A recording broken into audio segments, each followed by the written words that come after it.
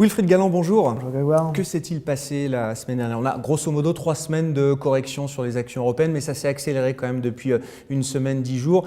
La violence du mouvement, que ce soit sur les taux ou les actions, montre quand même que certains investisseurs n'étaient peut-être pas préparés. Est-ce qu'il s'est joué quelque chose de plus grave que prévu dans cette phase de consolidation? Alors plus grave, je n'irai pas jusque-là. En revanche, je pense qu'il faut distinguer deux choses. Il faut distinguer les niveaux et il faut distinguer le mouvement et la rapidité de ce mouvement.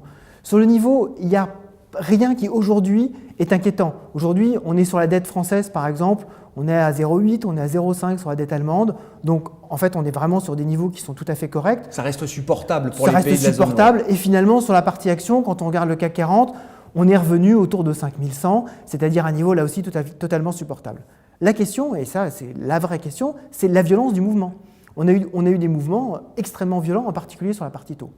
Ce mouvement-là, nous on l'explique par le fait que d'une part, on a eu des indications un petit peu allant à l'encontre du consensus sur le renouveau de l'inflation en particulier, et d'un seul coup, on s'est rendu compte que le risque avait un prix.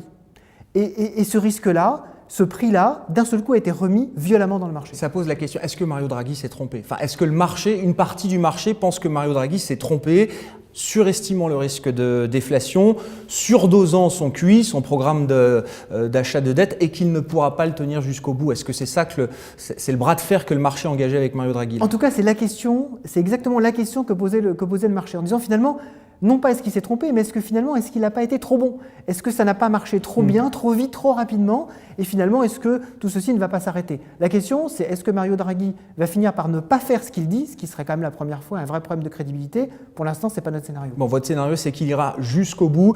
La correction qu'on a vécue là pour la partie action, qu'est-ce qui peut se passer maintenant? C'est-à-dire la hausse des taux, ça amène des questions de valorisation, de revalorisation des actions. Est-ce que ça empêche la poursuite du mouvement de hausse des actions en zone euro qu'on observe depuis le début d'année? Alors ça n'empêche pas la poursuite de ce mouvement de hausse. En revanche, ça nous fait nous poser de nouveau de bonnes questions sur le niveau de valorisation, la vitesse de valorisation et le fait qu'aujourd'hui, on ne peut plus considérer que tout va monter de façon indifférenciée.